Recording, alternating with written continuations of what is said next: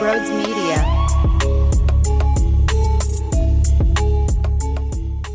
I'm going to let one of our frequent callers, Zach from Baltimore, start this puppy off. All right, here we go. Nick Castellanos has the biggest ball sack ever. I think that we have ourselves a new sound drop, baby. This board is fantastic. Oh, is it going to add a beautiful element? What else is a beautiful element is the Phillies in South Philly playing at CBP, beating the Mets 5-4.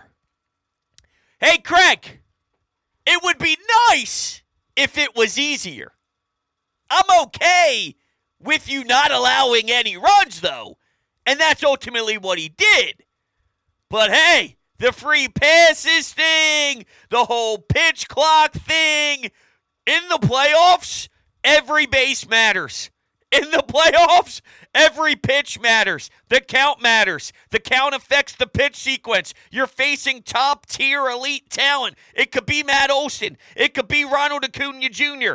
That ball, the pitch clock violation, guys on base, any of it could really bite you in the ass. And it's concerning me that one day in October, we'll be in the same exact spot. I'll have the same exact headset on. I'll be in the same position, and I'll be aggravated by something that occurs negatively because, well, it's not as comfortable as Craig Kimbrell would like it. Now, he does have fair reasoning, but the problem is there's nothing you can do about it. So he claims that it would be better instead of rushing a pitch and making a mistake and leaving it over the heart of the plate or something terribly wrong happening, maybe, let's say, allowing a home run. He'd rather take the ball. He'd rather be just a violation instead of, I'm rushing my mechanics, I'm out of whack, now the ball's over the fence, could be a multi-run home run. I got you, but this is unacceptable too. How about, and I love Craig, you know that, he falls into the camp of somebody that I go up against and really defend in this city when there are some nerve-wracking times. Hear me out. Pay attention to the pitch clock so you're not rushed and then nothing happens. I'm just spitballing here, but I think that's what we need to do. Shame on me for spending almost 2.5 minutes on that because the story today is about one thing and one thing only. Nick Castellanos has the biggest ball sack ever. How can you deny it? He starts the game off with a 2-0 lead, massive, 4 RBI total, and the home run was a pimp job. Come on, man. Everything about that celebration was money. It was all swag, dude. This team is feeling it. It's rocking. Now, maybe not JT Realmuto at home. I don't have words to describe the difference when he's playing in any other city and this because it's mind-boggling that he has some of the at-bats that he has on his home territory. But when you have hitters like Nick and even Alec Bohm, who's now 2 shy of 20, he's going to get 20. I promise you, you'll see that 2-0 number next to his name, and that is a significant improvement from last season. 13! Him and Nick Castellanos, both in the 13-14 range. That's a disaster. Seriously. A combined 27 home runs or so from those two last year? And now we're getting close to 20 for Bomer. And look where Nick is already, the RBI total for Nick and both of them. It's amazing, man. So the question becomes, do you start to move him up in the lineup, get JT Realmuto down when it's a home game, or do you let him cook? Do not overthink it. Don't move him. You got success. I don't really care what you do, quite frankly. If he bats 4th, if he bats 5th, he can still hit a bunch of home runs. I really don't think it has as much of an impact as sometimes we make it out to be. But yes, these guys are a creature of habits. At the same time, Lineups get shifted all the time now. Remember, wasn't there a pitcher on the Mariners not too long ago that threw his manager under the bus because he felt it wasn't the best for him to be out there late in a game after 90 pitches or so? That's how they are grown up playing. Now, there's some old school fellas here. All right, Schwarber falls in the old school category. There's definitely some more veterans involved who has seen it the other way. But you mix and match and lefty, righty. It's been incorporated for so long that batting seventh, batting sixth, batting fifth, I don't know. I think sometimes we overrate it. Go out there, step into the box, and start swinging, Nick. If Nick is seeing the ball well, does it matter if he's hitting fourth or sixth? If he's seeing the ball well, he's seeing the ball well. So if Rob does want to get cute and try and slide him up, so be it. I'm all for it, but I do know that if it happens to trend back in the other direction, Rob's an idiot, or it's a lack of execution. But I digress. Once again, today's a day about positives, and there is something positive going on with this team right now, and it's stemming from the run. Nick Castellanos has the biggest ball sack ever. That Nick Castellanos is on. What? Let's it fly, baby! Oh, man. And with Ranger Suarez, I didn't think he pitched well. I didn't think he pitched bad. All jokes aside, it did have a feel of Aaron Nola. You get a 2-0 lead, it's 2-2. You get a 4-2 lead, it's 4-4. And that's why Nick was so awesome in clutch, because you needed it, and you needed it bad. Some were wondering, was the one-run lead enough? The answer is yes, because Jose Alvarado has a cutter that will make you melt. Okay, that thing is so nasty. My God, how does somebody do that? I don't even know. You can't even explain it to me how that works, all right? Good luck in the Bucks. Hey, Pete Alonso. Nope. All these clowns in the Mets dugout. I hate them. I can't stand them. I'm so glad that they're pissed off with where they're at. And that's why you ain't digging yourself out of this mess in a long time. The Mets have a lot of question marks. Not that today is the day to talk about that. Today is actually the day to talk about one thing and one thing only. Nick Castellanos has the biggest ball sack ever. This team's ranking right now. And when you win and win and win and win and win, I don't care how it looks. If you're stringing together wins, inevitably there'll be games that are close. There'll be games that maybe should be a 7-4 win instead of a 6-5 win or a 5-4 win like we saw tonight. Win, though. Win. And they took the series in St. Louis. They took the series in Atlanta. If you follow that up in September, in all months, and we have PTSD. It's sloppy baseball. It's failures and terrible at-bats and horrible losses and bad series. That's what September means to us. But Nick said something with the headset on that I think all of us really wanted it to be the case, and now we're seeing it play out in front of us. Last year, they needed that to learn a lot. Last year, they came together with a ton of knowledge. They took that knowledge and now they applied it to the late season run. They're controlling the controllables. They are putting their foot on the gas and being the ones in control of their own destiny. They're winning and winning well. Their power is powering. That's the only way they have a chance, a fighter's chance, is if it's home run, a lot of home runs, and then, followed up by a home run. I'm pretty pissed off that I had to watch that Bryson Stott Nimmo thing play out. How's that not a double play? Are you kidding me? He slid. He was not even, a halfway to second base? That's not a competitive slide whatsoever. What, can you now slide 3 steps off of first base if you need to? It's where you slide it. Where are you even attempting to go? That's crap. Ranger gets pulled out after that. But. Okay. Hoffman shuts the door. I was going to think of a joke, and I couldn't think of a joke. So I paused. But Hoffman, in the 7th, Mr. Reliable? Is that the nickname we'll go with? Hey, he was Mr. Reliable last series. It was the blue.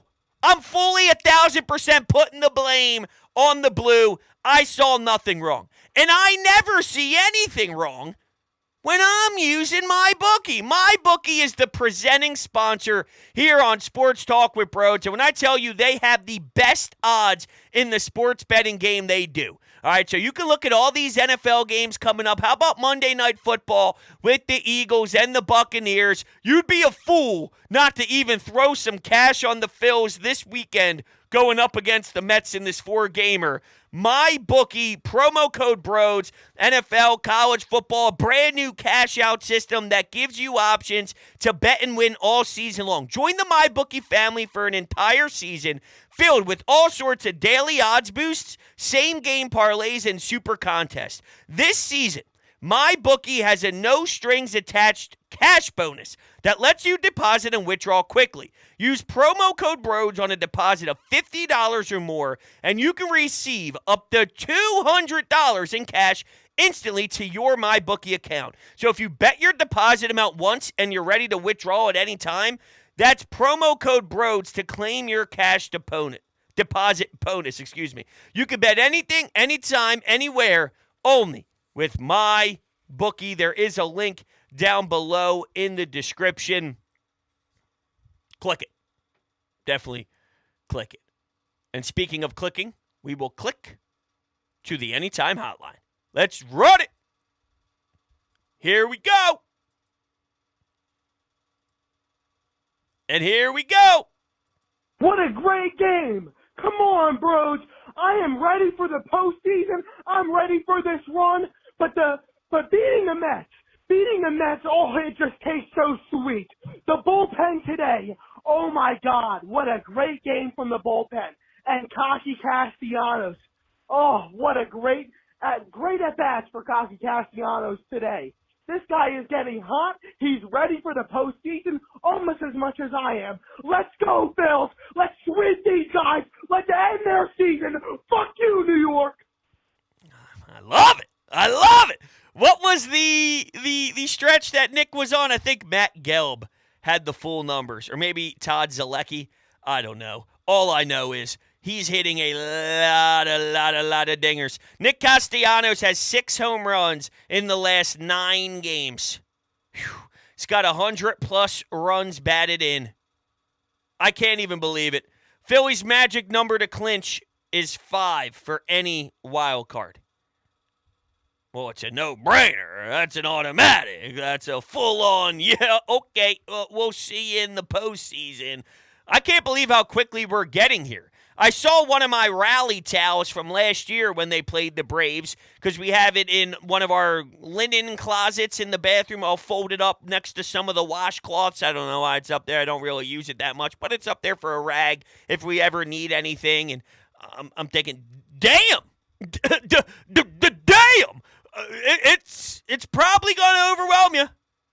Last year, I was so dead tired every day. I was running on 0 every single night. Eagles in there too. Flyers start main camp. I was so defeated every day, but it was the most electric beat I've ever experienced in my life, and I'm mentally preparing for it too. Also, with the pregnant wife that's due in December, just a whole nother huge element on the whole emotional strings. You know what I'm saying? It's going to be a blast. It's going to be a blast. I can't wait. She's going to be in my arms, right? And the Jalen Hurts show's happening at Sunday, 1 o'clock. And she goes, Daddy, what is that? And I say, oh, Brooklyn, let me tell you a little something about how this is going to take over your life. Come step down into my studio. You imagine? A daughter version of Broads. Maybe we'll create some Sports Talk with Broads in Brooklyn content one day. She's not even born yet, and here I am making her a co-host. It's going to be fun. Oh, is she going to be spoiled? Okay, back to the phones. What's up, Broads? I'm on my way home from the game right now. Great way to start the series. You get a good outing from Ranger. Bullpen was solid. Kimbrel was a little bit dicey with him in the eighth with runners on second and third, but he was able to hang on. Alvarado with a scoreless ninth inning. You got two big-time home runs from Bohm and Castellanos. Magic number down to 5. Let's keep it rolling. Go Phils. You know what this team hasn't done well this particular season? And they beat up on the Nats last year, right? You remember looking at some of the records against the bad opponents, which to their credit is what they are supposed to do. They haven't done well beating up on the NL East this year. Their record, and albeit the Mets were in a completely different mental state the last time these two teams competed, the Phillies were not impressive against them at all. So this was a good test because the Mets had all the answers, every single answer to the test. Not some answers, not majority of the answers, every single answer last year.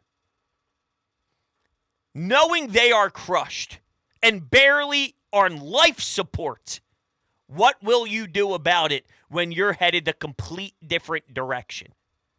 Will they get in your head? Is it a loss? Is it a painful loss? Do you lose and then respond with 3 straight so you wipe it off clean and you forget about game 1 because you won 2, 3, and 4? How does this go? They got it, man. Like, they got it. Game 1. And while there were some base runners, they won the game. And when you win series after series after series, that's okay with me. That's okay with me. If you lose 2 series in a row, start game 1 like this, wonder if it's sustainable, and then you lose the next game. All right, well, now things are happening too frequently. Their bullpen and their starting pitching kind of is what it is, too. You know, I want to make sure that this point sticks in your head. It's September 21st. We know how this goes. Meaning, their bullpen is shaky. Their starters are shaky. And their offense can be extremely hot or extremely cold. That's this year's Phillies. Everything's written down. Nothing changes this deep. So be prepared for it. I guess I'm already acknowledging that this is what they do. When these situations play out, do you have more runs than the other team after the 9th inning? Okay. That's how they do it. We'll find out if it's truly sustainable or not.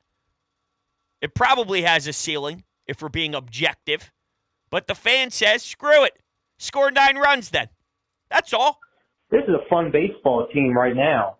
Nick Castellanos, I mean, what more can you say after what he did yesterday? Ever since he got moved, his order in the lineup, guy's been amazing. Nice to see Bohmer go deep. You know, I thought Ranger had a decent outing. It wasn't great. It wasn't bad, you know. And nice to see Jose get the save there. And, you know, just keep winning games. Sweep these bum-ass, fraudulent New York Mets. And let's go, baby. Go, Phil. That's exactly what they are. They're frauds. They're losers. They're an embarrassment. I love watching them fold. I'm sure their fans truly thought this night would be different. 3 months ago, they had a vision in their head, buying their stupid tickets and taking over our ballpark, that it would be loud and standing ovations and chanting all sorts of nonsense to us as we're leaving. Oh, how it turned so quickly. See how happy I am? See how happy that makes me? Because they are idiots. And it's fun to watch them lose. And it's fun to see them mess up. And it's fun to watch David Peterson struggle, throw a ton of pitches. Phillies get to him. Nick Castellanos squares it up. Bases loaded. Lots of runs. It's like, dude, this is great. This is great. This Mets team, they don't have any sort of toughness or any sort of will to pull it together legitimately. Okay, they scored a couple runs when you were up. Come on, Rangers, sharpen up a bit. These guys are bumps. That's really the moral of the story for me. But good W at the end of the day, and we'll see what it looks like tomorrow. I wasn't very impressed with Ranger, but you're right. He wasn't bad either. He wasn't good. I'm more disappointed than I am satisfied, though. I just think Ranger with a couple... Okay, if it was 2-0, then 2-2, then 4-2. So back to getting the lead. And Ranger dominated and cruised from there. Okay. But the fact that it happened twice in the game is what unfortunately hits me harder.